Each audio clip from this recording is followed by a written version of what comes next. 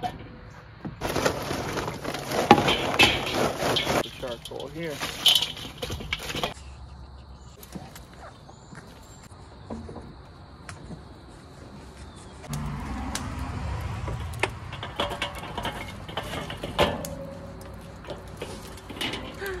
Sleepy guy, yes.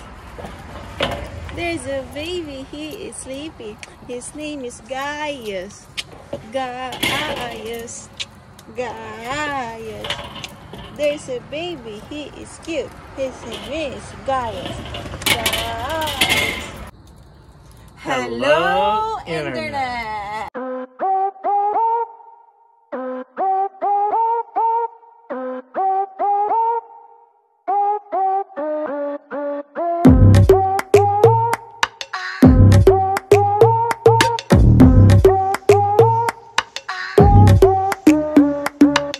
Good morning. We just woke up. We're gonna grill ourselves some steaks this morning with some butter, some salt, and we're gonna top it with some blue cheese. It's gonna be delicious. Yummy yum. We finally got the grill to the desired temperature. So, On our last vlog, I think it was vlog 11, huh? Or 10 or 12 or 10, something somewhere there. We mentioned that we're gonna talk about Giuseppe's experiences in the hospital in the Philippines. in the Philippines hospital. I've been to the Philippines hospital, I'm gonna say one time in total, but it was several times over several days. Right? No, you've been to one on your first visit and second on your second visit. One when you got dengue Yes, and then the second time I went to the hospital? with a strep. Oh, that's right. See, she has See? to remind me. So, let's talk about that. Let's talk about hospitals in the Philippines. And your experiences. And my experience. I can't speak for all... It smells great, don't it? I can't speak for all Westerners. I can only speak for myself and your experience. and my experience. So I'm certainly not trying to imply that this is what everybody's going to think, or even that this experience is typical, or yada yada yada. So I'll talk about the first time. My first time in the hospital in the Philippines, which is how I ended up getting dengue, is a story in and of itself. We should make another video on on that one. on how I got dengue. But I caught dengue fever while I was in the Philippines. I didn't know what it was. At first. I'll make another video on what that itself was like, but this is just about the hospital. By the time I finally got to the hospital for it, and I think it had been maybe 2 or 3 days of symptoms before I finally was like, okay, let's go to the hospital. I went to a hospital in Bohol, where my wife is from. That's where we were spending the time. By the time I finally decided I should go to a hospital, we were in Panglao. I smelled the butter. It smells good, right? Yeah. Let's take a look. Oh yeah. Oh yeah. Nice. So, I went to a hospital in Bohol. We had to leave Panglao. And I'm going to start there because that was my first experience. We had just rented this hotel in Panglao earlier in the day, and I was feeling just fine, which was actually one of the symptoms, I guess, of dengue. Was during the day, I felt fine. My body felt like I was just fine, but at night, I would get this terrible chill in my whole body. All of my bones would ache, and I would get a fever that would just keep rising and rising. And once it finally hit a number that scared me, I was like, let's go to the hospital. Well, we didn't, you can't really like call the ambulance. I guess you can, but we didn't. Yeah. We went down to the lobby, and baby just asked the hotel to like get us a cab, basically. Yeah. So the aw, you coughing from the smoke? So I'm not putting to sleep. Okay. The hotel organized this driver for me. who I think was just like an off-duty hotel guy, you know, because I think his charge was unusual. It was a private car, and he came and picked me up right at the front of the hotel. I was delirious by this point. I had enough of a fever that I didn't really understand fully. Thank goodness that Grace was there, because I don't think I could have handled this on my own at that point. I was so delirious. But the hotel sends this driver. He picks us up at the front, and I get in his car, and he starts driving us off of Peng Lao Island back to the main island of Bohol. There's a single bridge, I think, that leads from one to the other. There was really no traffic at this hour. It was late enough that, you know, most people, I think, had gone to sleep. But concerning was, you know, I'm in the back seat. I'm like feeling like absolute crud. And the driver, he was coughing, just the same as I was. And this was also, I think, 2019, maybe October of 2019. And the driver was coughing just like me. He didn't look like he felt much better than I did. And I asked, I said, what's his cough? And Grace translated for me, and he said, oh, you're fine. Everybody gets this cough around here. It's just from living around here, being here. You know, you get this cough. Everyone I know has this cough. You know, he was really, like, calm about it. Like, it wasn't a big deal. You know, here I am just, like, crying over spilt milk, basically. So he gets me to the hospital, and it was, I believe it was a public hospital. It was not a private hospital. I go in, and my first experience was, as I'm approaching the hospital building, you know, he drops me off, the doors are wide open. Now, if you've ever been to a Western hospital, these places are locked up tight, not just for security, but, you know, they're always concerned about, like, I don't know, the air getting in and out. The place is obviously air-conditioned. Well, this place had the door wide open. Both, like, the double doors of the hospital's front door were wide open. And a security guard greeted me.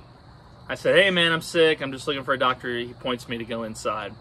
Grace and I walk in, and, you know, there was almost nobody present. Like I said, it was an unusual hour of the night. There was almost no one present in this hospital.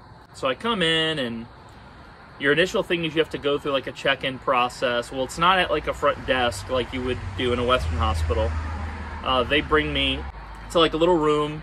There's 2 nurses in here, you know, data punching nurses, and they ask about my symptoms. I tell them, you know, I'm having a fever. It goes away during the day. It returns at night. During the day, I feel perfectly fine. At night, I don't.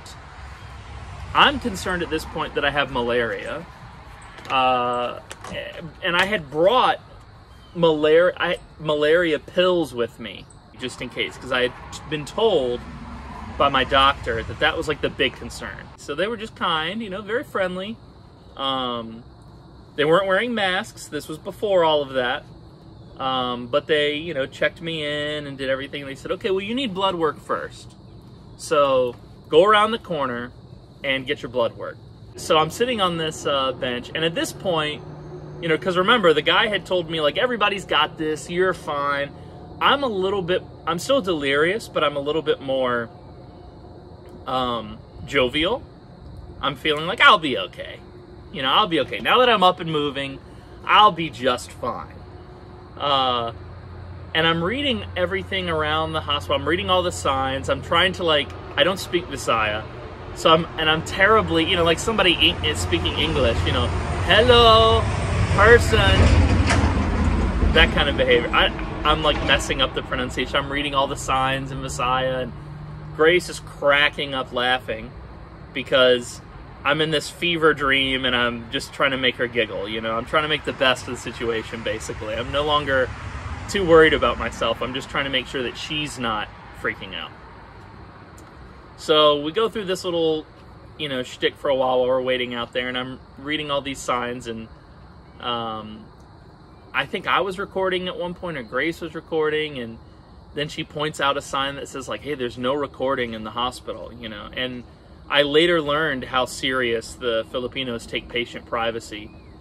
of this kind. You're not supposed to be recording in the hospitals at all, but I didn't know yet, and I was. Like I said, I was very delirious, so I was just doing whatever. What struck me the most, though, was, you know, the ceiling is tall and vaulted. You know, like it's like 2 stories.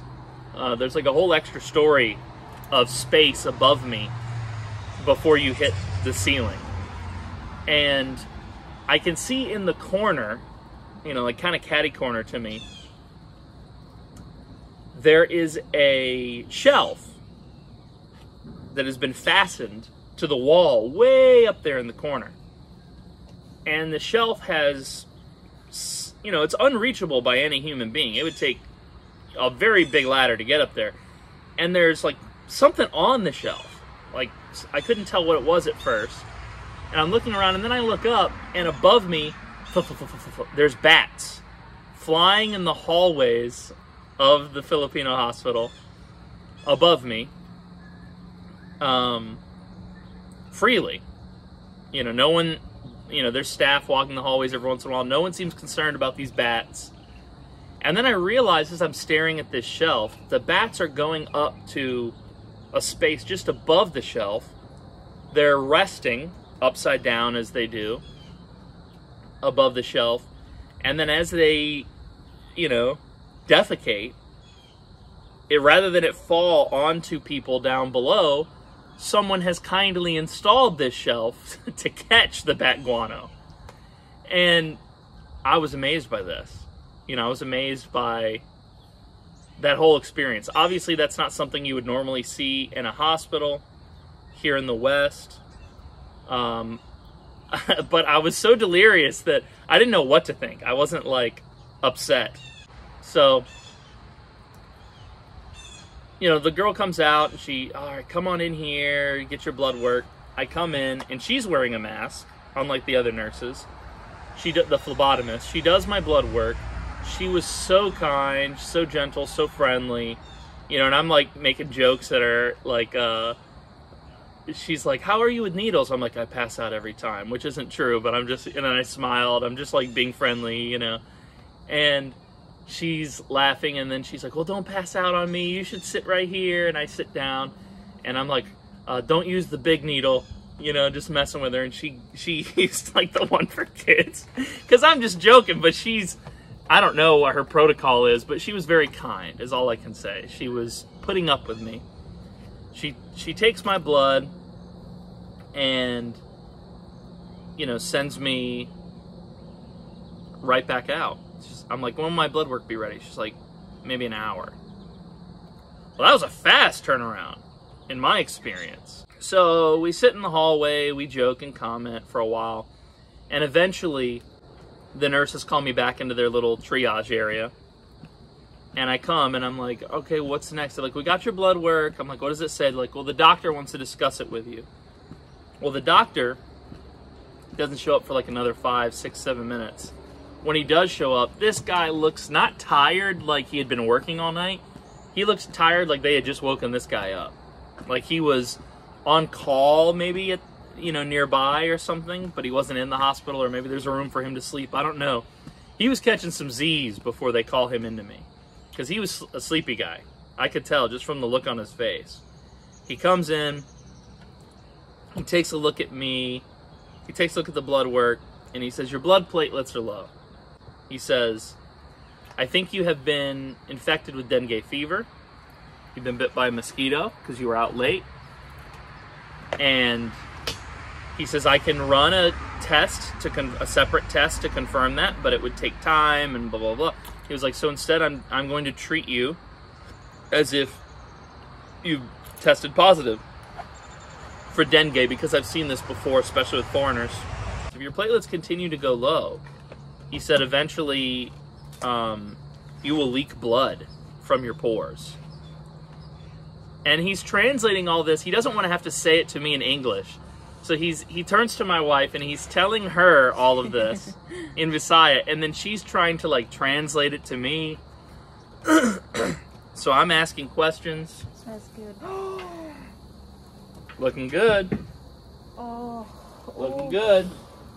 already looks pretty much done. But we need to melt. We've got some blue cheese singles here. We want to add to our steaks. Did you flip it already? No.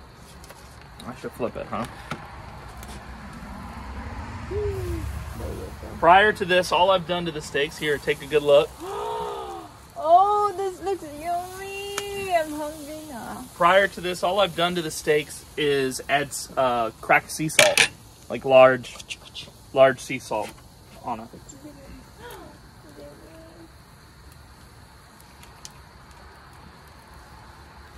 Now I'm adding blue cheese to it. You guys should see this. I'm adding blue cheese to the top of this. Blue cheese is my favorite of the colored cheeses. That was a joke. Thank you. I laugh. This blue cheese is for our snacking, though. Be, give me be. He says, I says, okay, what's the prognosis? What's the treatment plan? He says, you'll stay here at the hospital overnight. We'll monitor you and we'll continue to test you. I said, no, I'm not going to do that. I said, I've already rented a hotel nearby. I will return. If all you're going to do is monitor me, my wife can monitor me. I go back to the hotel. Daylight comes, and I'm fine. Again. And they had been this way. Again, I'll make a whole video on what dengue fever was like. But I wake up the next day. I'm feeling fine. I say, baby, let's go back to the hospital and get them to test my blood. We go back. They test my blood. My platelets, I think at that point, were about the same. So like I hadn't really started any recovery. But it's not getting worse. But it wasn't getting worse, so I was doing something right. That's my melted blue cheese on these steaks, and to be honest, I think those steaks are ready. Yeah, I think so too. Yeah. Let that cheese melt a little more. But it, you know, I'll cut the story a little bit short. Basically, I came back every day for 3 days, and the doctors tested my blood, and finally, on the 3rd or 4th day, he says, your platelets are recovering. You're on the other side of the bad of dengue, basically. It didn't go terribly for you. So, here you go, baby. Your blue cheese. Yay. It's mine now. Every step. Oh, I mean, I felt like an old man. I felt like I had arthritis in every joint. Everything hurt. I could barely every step. I could barely get up the steps. And you know, Grace, she's kind of laughing at me, both now and then. She was laughing at me then, too, because here's her young, fit, handsome guy, and I'm acting like I'm 1,000 years old, you know? Yum, yum. And now all that is the meat. I cracked salt on both sides. I massaged it into the meat, and then I put a tablespoon of butter on the top of each steak when I started the grill. Once that melted, I added the blue cheese, and wow, that's going to be delicious. Italian way. So it took another 3 or 4 days after I was cleared of dengue and my platelets were fine. And all you did was just hydrating. Right. The whole time after that, I just kept drinking water, and I carry a big 42-ounce bottle with me wherever I go, and I just chugged that. I just chugged that constantly, as much as I could. So I just kept drinking water like crazy, and I recovered just fine. So that's my story of the first hospital experience that I had in the Philippines. Is a Westerner's perspective. So, if you liked that story, you should. But he's alive, look. I'm alive and fatter, so I recovered. But you recovered from that. If you liked that story, you should like, comment, and subscribe. We would appreciate it. Mwah. Bye. I'm hungry now. Bye. Okay. Polyhug aya ibilin ang te ihi ug yo. I added the yo, that wasn't on there. Haka sa bintana, is that it? Yeah. Ug walapa navayaran. Okay. Okay. Aya ipatung inyong specimen. Yeah, that's right. Ihi te huka sa request Aaron Dili Mabasa ang Pepel. Salamat.